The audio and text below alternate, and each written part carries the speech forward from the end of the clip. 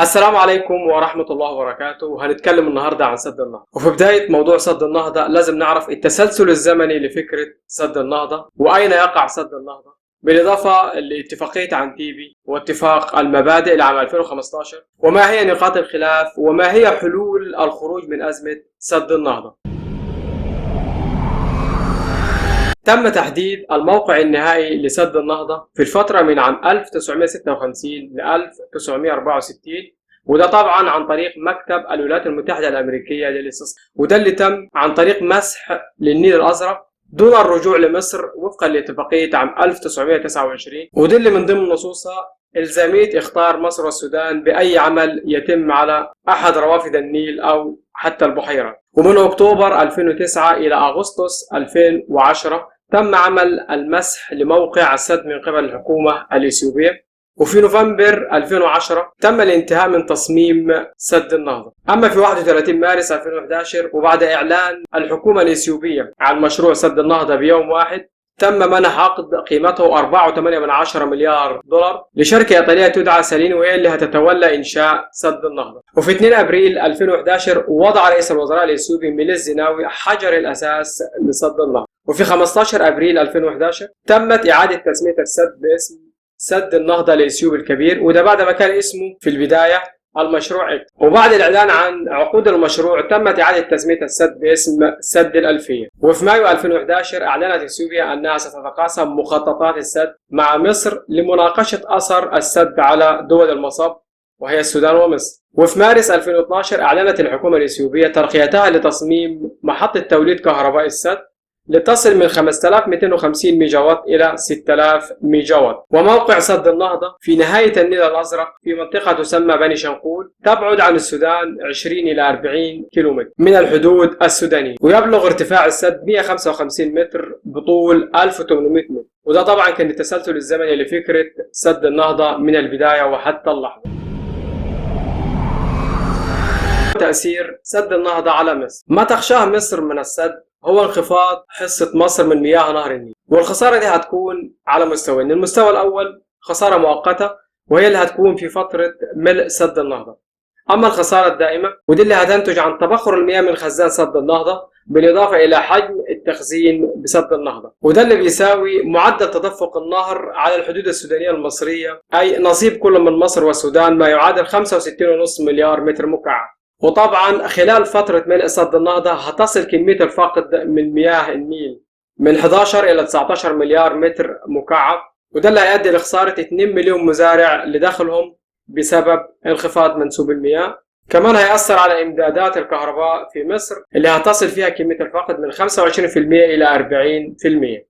وطبعا هيؤدي سد النهضة لانخفاض منسوب المياه في بحيرة ناصر، خاصة إذا تم تخزين مياه الفيضانات في إثيوبيا لإعادة استخدامها. ولم يقتصر فقط عمل السد على إنتاج الطاقة الكهربائية كما هو معلن، وبالتالي زيادة خسارة مصر من المياه المتدفقة إليها سنويا، وبالتالي هيقلل من قدرة السد العالي على إنتاج الطاقة الكهربائية، واللي هتنخفض بسبب ذلك إلى 100 ميجا وات من الكمية التي ينتجها السد العالي من الطاقة الكهرومائية. وبعد ما عرفنا التسلسل الزمني لفكرة سد النهضة وآثاره على مصر، هنتطرق للحلول والطرق التي على مصر أن تسلكها حتى تصل إلى حل في موضوع سد النهضة، بغض النظر عن اتفاقية عنتيبي واتفاق المبادئ.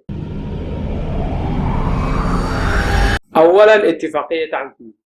دول حوض النيل كانت في السابق مستعمرة لدول أجنبية قبل أن تحصل على استقلالية من هذه الدول، وأثناء فترة الاستعمار جاءت الاتفاقيات لتنظم تقسيم مياه نهر النيل. وكانت أولى هذه الاتفاقيات عام 1902 والتي تمت بين إثيوبيا وبريطانيا التي كانت بدورها محتلة لمصر والسودان، وبالتالي كانت بريطانيا تعقد الاتفاقية عام 1902 نيابة عن السودان ومصر أو لتنظيم حق مصر والسودان في مياه النيل، إلى أن جاءت اتفاقية عام 1906 بين بريطانيا وفرنسا كمستعمرين لهذه الدول، إلى أن جاءت اتفاقية عام 1929 لتنظيم تقسيم مياه النيل، والاتفاقية دي تمت بين بريطانيا ومصر. بريطانيا كانت تنوب عن أوغندا وكينيا وتنزانيا كمستعمرة لهم، وطبعا الاتفاقية دي كانت تضمن حصة مصر التاريخية من مياه نهر النيل، بالإضافة لضمان اعتراض مصر على أي مشروع تقوم به دول حوض النيل على النيل أو روافده أو على البحيرات بشكل يضر بمصالح مصر. وكانت تشترط هذه الاتفاقية ضرورة الرجوع لمصر وإخطارها بهذه المشروعات حتى لا تتعارض مع مصالح مصر، وبالتالي تضر بحصة مصر من مياه النيل أو تقللها أو تغير من مواعيد حصول مصر عليها أو تغيير منسوبها. فكان لمصر حق الاعتراض على ذلك ما لم تتوافق هذه الأعمال مع مصالحها وعدم الإضرار بها. والمعلومات اللي ذكرناها ديت هي محور الخلاف بين مصر وأثيوبيا بخصوص الاتفاقيات التي تمت في عهد الاستعمار والتي تتمسك بها مصر والسودان وتتنصل منها أثيوبيا ودول المنبع. واتفاقية التعاون الإطاري لدول حوض النيل أو ما يعرف باتفاقية عنتيبي برزت فكرتها في 22 فبراير عام 1999، ودي اللي ملخصها أن الاتفاقات التي كانت تنظم مياه النيل تمت في عهد الاستعمار والاستعمار قد ولى، وبالتالي لا نلتزم بها. ضرورة إعادة تقسيم المياه والاستخدام العادل والمنصف لها، عدم التقيد بإخطار مصر والسودان بأي مشاريع تقيمها دول المنبع، ولكن السودان ومصر يصران على أن الاتفاقيات التي تم عقدها في الماضي ملزمة لكل دول حوض النيل وبالأخص اتفاقية عام 1929، وذلك استنادا إلى مبدأ توارث الاتفاقيات. ولكن دول البحيرات الاستوائية ترفض هذه الاتفاقيات استنادا إلى أنها تمت في حقبة الاستعمار والاستعمار قد ولى، ولذلك فهم يرون أنهم غير ملزمون بالاتفاقيات التي تمت في حقبة انتهت وهي حقبة الاستعمار. كما تصر مصر والسودان على حصتهم التاريخية من مياه نهر النيل، وهي 55.5 مليار متر مكعب لمصر، 18.5 مليار متر مكعب للسودان. وترى مصر والسودان أن هذه الحصة خط أحمر لا يمكن الاقتراب منه، بينما ترى دول حوض النيل مجتمعة أن لها حق في مياه النيل تحت نظرية الاندفاع المنصف والمعقول، وأن على مصر والسودان أن يعترفا بهذه الحقوق وأن يقبلا التفاوض على هذه الحصص. كما تصر السودان ومصر على مبدأ الاخطار المسبق لدول المصب قبل إنشاء أي دولة لمشروع على روافد النيل أو البحيرات. كما أن دول حوض النيل ترفض مبدأ الاخطار المسبق لمصر والسودان عند الإقدام على أي مشروع على النيل أو روافده، مبررين أن السودان ومصر عندما عقدوا اتفاقية عام 1959 لتقسيم المياه بينهم لم يخبروا دول المنبع. وهي دي نقاط الخلاف اللي عاملة مشكلة مع مصر والسودان مع باقي دول حوض النيل. والدول اللي وقعت على اتفاقية عنتيبي هي إثيوبيا وأوغندا وكينيا وتنزانيا ورواندا. والاتفاقية طبعا تحتاج للدخول في حيز التنفيذ إلى موافقة 6 دول، وتم التوقيع على اتفاقية عنتيبي في 14 مايو عام 2010.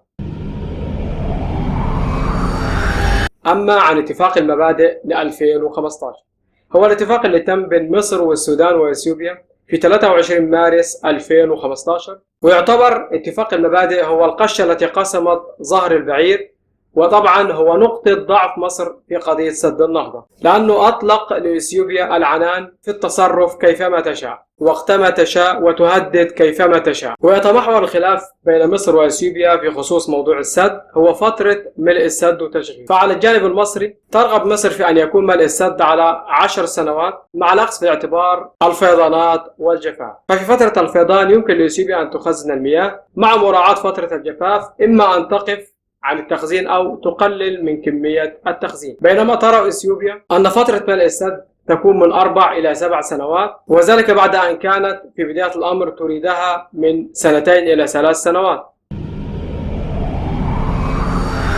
في الأخير، ما هي طرق مصر للتغلب على عقبة سد النهضة؟ ليس أمام مصر إلا حلين. الحل الأول هو التفاوض والوساطة من دول إفريقية أو حتى أمريكا للوصول إلى آلية تتفق عليها الدولتان في تشغيل وملء سد النهضة. والثاني هو الحرب، وإن كان هذا الخيار آخر خيارات مصر وهو غير متاح حاليا، إلا أن مصر قد تكون مضطرة لهذا الخيار في نهاية المطاف إذا لم يتم التوصل لاتفاق مع الدولتين على ملء وتشغيل سد النهضة، خاصة أن مصر تعتمد اعتمادا كليا على مياه النيل وهو المصدر الوحيد للمياه العذبة بها، ويصل استعمال مصر لهذه المياه إلى 90% أو 95%. وأيضا حصة مصر ثابتة منذ عام 1959 من مياه نهر النيل وهي 55 مليار ونص متر مكعب من المياه، على الرغم من تخطي تعداد مصر 1,000,000 نسمة. والسلام عليكم ورحمة الله وبركاته.